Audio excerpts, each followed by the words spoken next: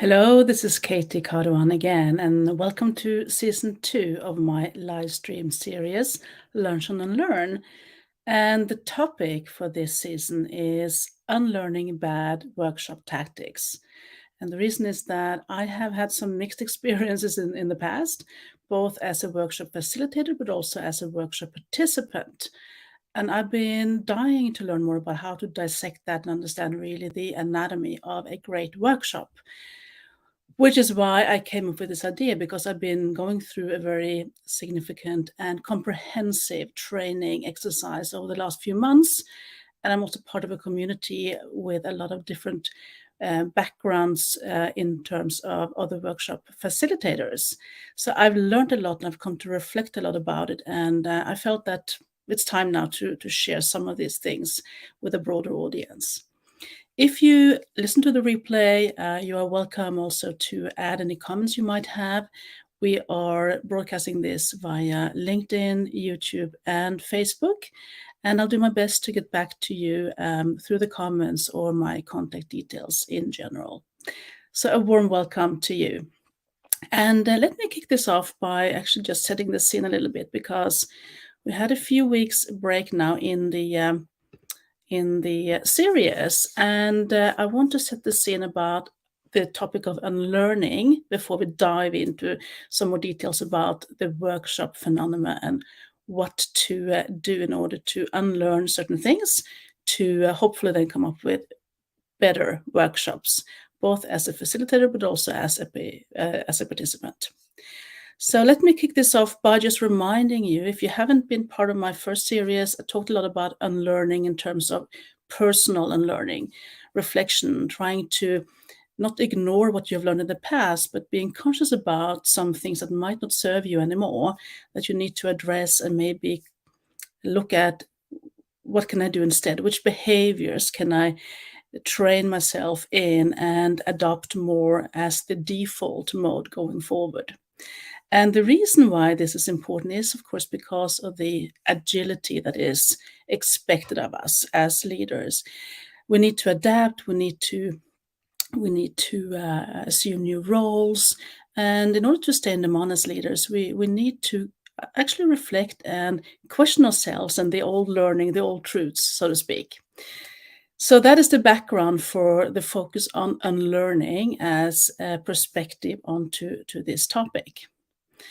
And when it comes to workshops in particular, of course, there are a variety of things we could dive into, and I've been trying to structure this. So we're going to deep dive on some of the topics throughout this series.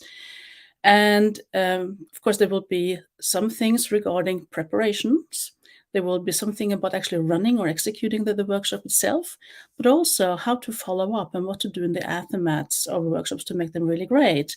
And maybe then make sure that the workshops are considered a process and not just a certain point in time. And of course, the goal here is to be able to feel and see the results coming out of this that are really helpful and useful and bring you in pole position for whatever you'd like to accomplish in your business or outside of business as well. When it comes to actually looking at these 3 different phases, today we're going to talk a little bit about the importance of having the end in mind and focusing on the results. But there will also be some elements of the preparation work. And then again, I will let you know that there are more resources available if you're interested in diving into this more in detail.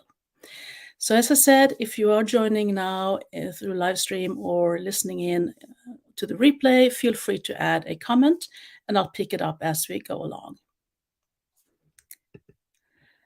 When it comes to unlearning something, and in workshop tactics, I'm going to focus on which facts do we need to understand when we're going to identify what is not serving us anymore. And especially if you are a workshop facilitator or if you are expected to lead a workshop, maybe you're not used to that. Maybe you don't consider yourself a facilitator, but you are expected to lead a workshop, facilitated. It's really important to understand what are the facts here. So how did this go in the past? What did I learn from that? What are the expectations from the participants. What are they used to? What are they not used to?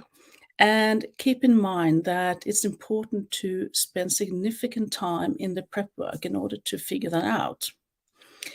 Then, in cracking the code, it's also important to actively change the perspective. So let's say one thing that I'm going to do throughout this series is, of course, to share some of my own mistakes and my own lessons learned and reflections. And one thing that I tended to do a lot in the past was focusing too much on the expectations and the outcome expectations from the sponsor. So I was maybe deep diving into interviewing the sponsor upfront, getting the expectations well understood. But then again, when all the people showed up, there were different expectations, and it became quite cumbersome to run through the exercise in an efficient and a valuable way. So my own change of perspective had to do with whom do I see as key people to work with before the workshop, and what do I need to do? What do I need to ask them? What type of information will be important for me to make sure that I collect that fact and their perspectives into the workshop, allowing me then to design a beautiful workshop. And maybe you have the same tendency that I had in the past as well, that I was really fond of certain tools and certain exercises. And also, I wanted to have fun myself, right? So I had focus, of course, on the sponsor and the participants, but I also had my ego in play. I was really attentive towards my own needs for feeling that I did a great job and that I could vary the things I did and that I tested something new. And sometimes that was great. It worked out really well. Other times there might have been an imbalance in that space.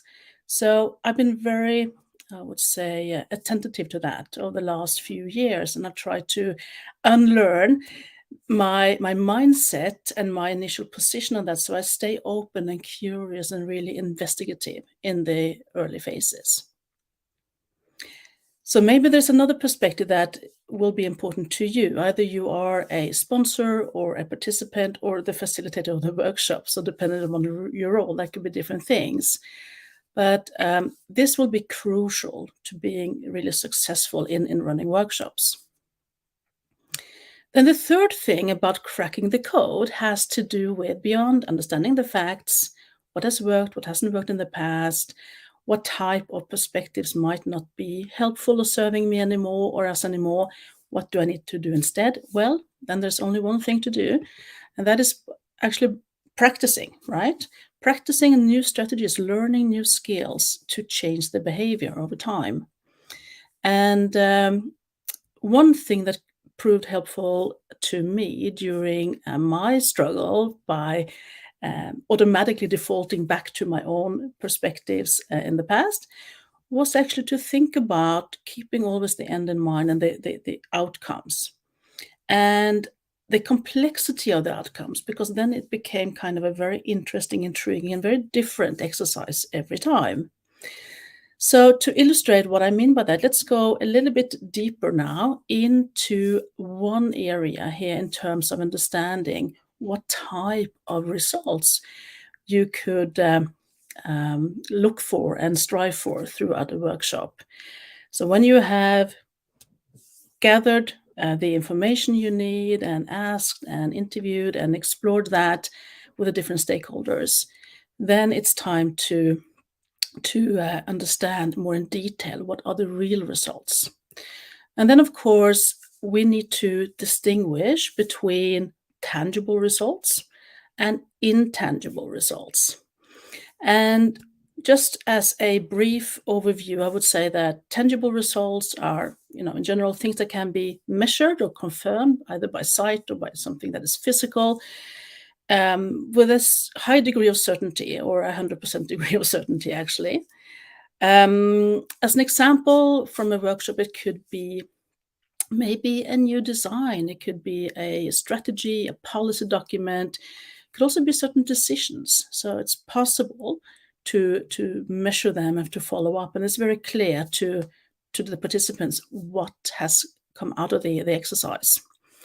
However, very often you also have the necessity to address the intangible results and embed activities and interactions along the way to also include more of that. And as it sounds, it's the opposite, right, of tangible results. So when we talk about intangible results, it's more like it's not really easy to measure, can't be seen or touched. It's more like a perception of things. And some examples of that, I made some notes to myself. So could be, for instance, user perspective, right? Highly subjective. Could also be customer sat. Even though we try to measure it, there will be nuances to that and unclarity maybe in terms of how to interpret the feedback and the measurements. Could also be, how to increase the level of compliance, even though you can measure that and you can have a zero default or zero mistake culture. There will always be certain elements that will be intangible even in that space, and everything that has to do with perceptions about a brand or even relationships and culture, right? Typical examples of intangible areas where it's really difficult to measure, but they might be really important in terms of running and obtaining successful results and outcomes. So a combination there of tangible and intangible results will be important to address before and during, and also, of course, after the workshop. Prep work will be significant in terms of that. So we can, of course, ask the people involved in this. We can also, of course, manage expectation and be very clear, but despite all of that, there will still be some unclarity and some room for misinterpretation. So by having focus on this from the very start, there will be a lot of opportunity to combine certain things and design a workshop that will turn out to become and be perceived as really successful. And of course, this could be really different to different people. So you might have the very visible, clearly communicated primary results expectations about maybe from the sponsor, and these things are stated, and so on, and even from the participants. But there will be some more subtle results as well, and maybe some or all of them are looking for improving the teamwork, right? Or improving morale, or even improving certain relationships. Could also be an opportunity to position or introduce somebody new to the team, or if the manager or the leader of the team is new in his or her role, could also be a great way of embracing that. So the key thing to keep in mind here is, of course, that the various stakeholders will have different expectations. Some of them might be conscious, some of them might be and likely are very subtle and unconscious. And that's where it pays off to really pay attention and to explore that beforehand. So when you decide to go ahead with the workshop and design it and run it, you can build those things in and increase the likelihood of a successful outcome. Okay, so let me move on here to a challenge. We're getting towards the 15-minute mark here, and I want to keep this short. As always, I would love to, as a coach, of course, offer some type of challenge to you who are looking at this either live or through the replay. And this is my challenge this time.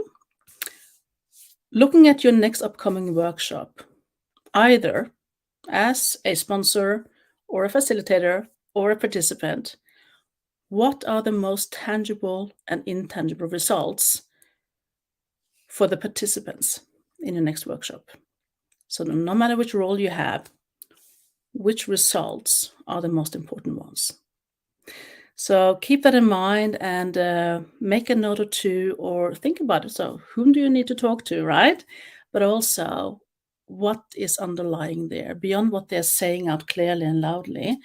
What else could be understood and maybe also then embedded into the whole workshop experience. So next time, I'm going to go deep dive on actually preparing the workshop in terms of interviewing all the stakeholders. So in my world, we have four different stakeholders, right? So there is the facilitator, it's him or herself, the participants, yes, but also one might be the sponsor, and there might be one or two deciders. And there could be no deciders. And then how do you handle that? So we're going to look into the specifics of how to actually explore the different stakeholders when designing or before designing the workshop, so you can increase the likelihood of a successful outcome. Because what you want is, of course, people to feel that, wow, when can we have our next workshop? Because this was really helpful, valuable, worth all the time and investment we made in this effort. That's when workshops are at its best. And to specify that more in detail, we will run these live stream sessions now for 15 minutes every Thursday along the way here during the springtime. And next time, exactly the same timing, I hope to see you back then. And if you can't wait so long, there will be some other resources that you can dive into if you're interested. And one thing in particular, I would like to point you to a brand new workshop insight session that I have prepared for you. It's an instant video that you can look into if you are interested in understanding more about this phenomenon, more about these questions, and getting deeper into what you need to do differently or should think about or even unlearn before your next workshop.